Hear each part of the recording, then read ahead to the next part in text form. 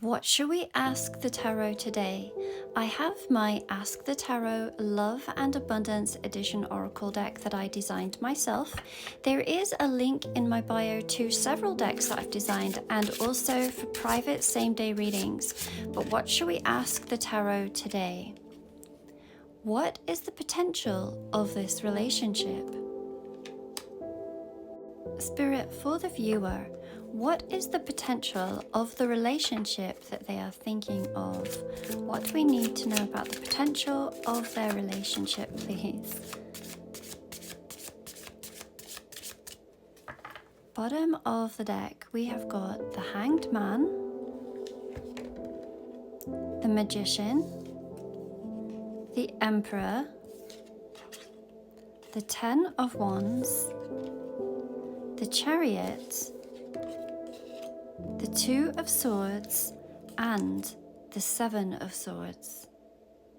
Out of the 7 cards that we have pulled, 4 of them are major arcana, showing that there is significant potential to this relationship. There are 2 main cards that are standing out to me to begin our story with, the Magician and the Two of Swords. This tells me that you may be at a crossroads and may have decisions to make. And whatever you decide is going to be the outcome is what is going to come for you here with this Magician card. The Magician is a master manifester, and they do not doubt their ability. We see the hand placements on the Magician's card, one pointing up and one pointing down. This is very symbolic of the quote, "As above, so below." What you have felt and seen in the higher dimensions, you are now manifesting into the physical realm. And look, can we see? The planets and the universe are conforming to your desires. There are universal laws set in place, such as the law of attraction or the law of assumption. The thing that sets the Magician apart is this absolute conviction.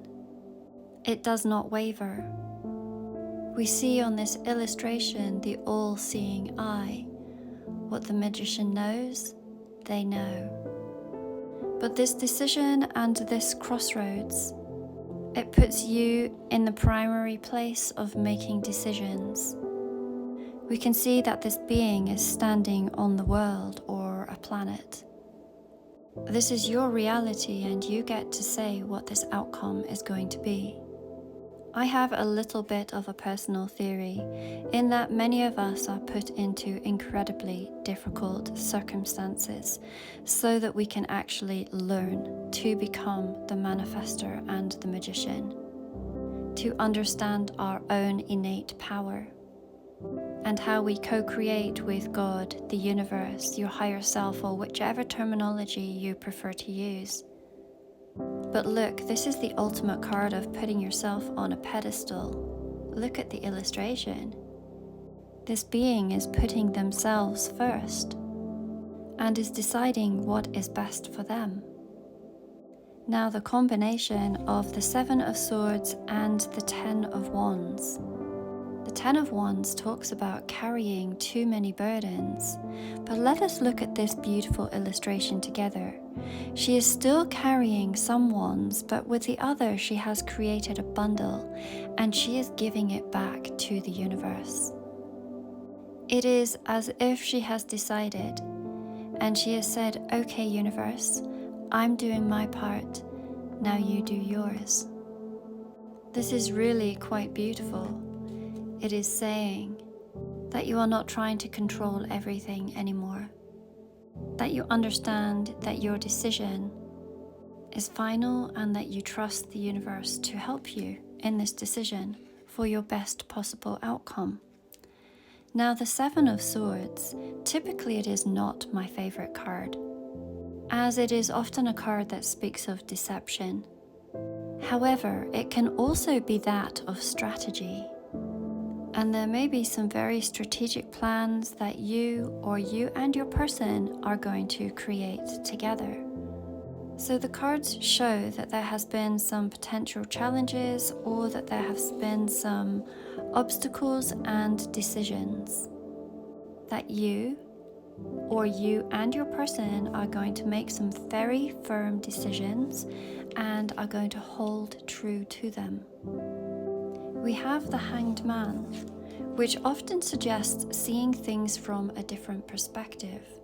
Once again, I am really drawn to this all-seeing eye that we have at his heart center, and we had seen on the Magician here also. Let me show you. There is a knowing that is in your heart. And I believe that it is saying it's okay to surrender, to have made some decisions, to allow the universe to bring them through for you, and to surrender with the flow.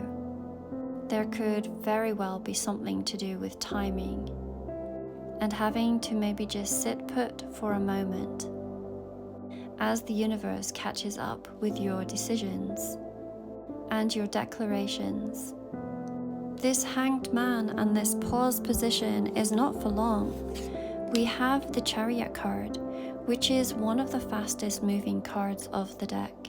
And I do always tell people, what the universe calls fast is not always what we call fast.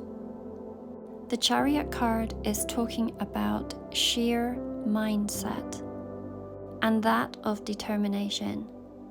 Do you see that we have the two sphinxes here? And it is the emperor that drives the chariot. However, there is no reins in sight. Can you see that? So how does he drive these sphinxes forward? It is clearly through his mindset. And let us look at his crown chakra here. The universe, the planets that are orbiting. Do you realize that your thoughts are not just simply thoughts? They are exactly like a radio frequency. And those thoughts that you put out are commanding the universe. Really, so much of this potential depends on you. And I know some of you may say, well, Avalon, there's this circumstance and there's that circumstance. But there is very much something about this reading that is suggesting that you completely make up your mind as to which direction this is heading, and then maintain that mindset. It is almost as if we are sometimes kept in this waiting period, really to examine your mindset and test it. We have the Emperor, which is talking about a divine masculine, about someone really stepping into their power. In this card, the Emperor has everything. He looks a little fierce, like a warrior who has really set down the rules and the boundaries. And we can see that this Emperor does not live in lack. In one hand, he is controlling the environment. In the other, he is sending out a declaration. It is even a written declaration.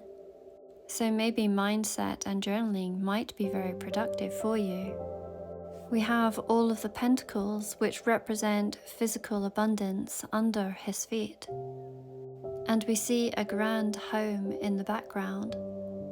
So although it is a slightly different reading to what I had anticipated, in essence it is very much saying that you have a major part to play in what the potential of this relationship is. Sometimes it feels easier to say, well, they are not doing their part, or the universe is moving too slowly. But this is very much saying about you taking as much responsibility for any potentials. We have heard it so often that we are the creators or the co-creators of our reality. And I do believe that for many of us, this is what we have come down to experience and to master. Of course, this is not going to resonate with everybody, and it is not meant to. Please always listen to your own intuition as to whether this reading is for you.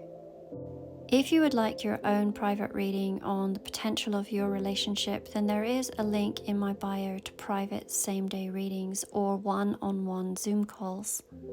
All of these very beautiful cards are listed here, and then you can find a link to them in my bio.